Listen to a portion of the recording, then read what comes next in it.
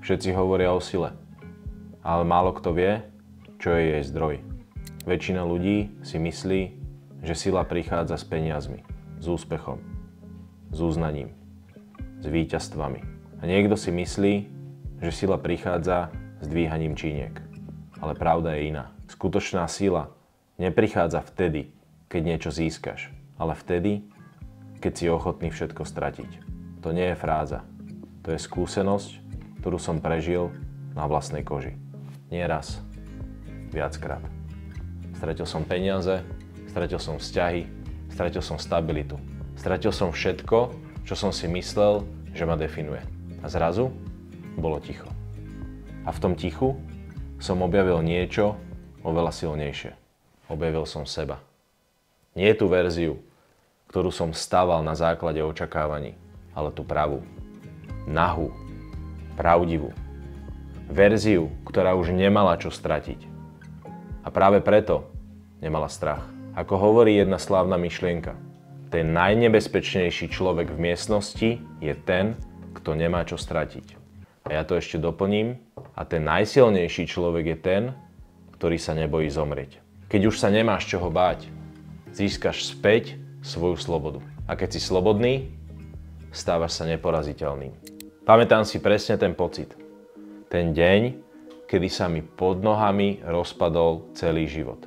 Prišiel som o príjem, o biznis a doslova som sedel v byte a premýšľal, čo bude ďalej. A vtedy som si položil otázku. A čo, ak to celé pustím? Čo, ak sa nebudem snažiť zachraňovať, udržiavať, presviečať? Čo, ak si dovolím všetko pustiť a znovu sa narodiť? A urobil som to. Pustil som kontrolu, pustil som identitu, pustil som ilúzie. A vieš, čo sa stalo? Namiesto pádu prišiel obrovský rast. Namiesto konca prišiel nový štart. Namiesto bolesti prišla sila. A behom 16 mesiacov som porastol viac ako 15-násobne. Z úplného dna na úplný vrchol. Sila nevzniká zo získavania. Sila vzniká zo schopnosti strácať. A pritom nestratiť seba. V momente, keď si ochotný prísť o reputáciu, prídeš o závislosť na názore druhých. V momente, keď si ochotný prísť o peniaze, prídeš o strach zo zlyhania. V momente, keď si ochotný prísť o lásku, ktorá nie je skutočná, zrazu nájdeš lásku, ktorú si celý život hľadal. V sebe. Vtedy sa už nesnažíš zúfalo niečo získať. Vtedy prirodzene priťahuješ. Pretože už nie si závislý. Už nie si otrok.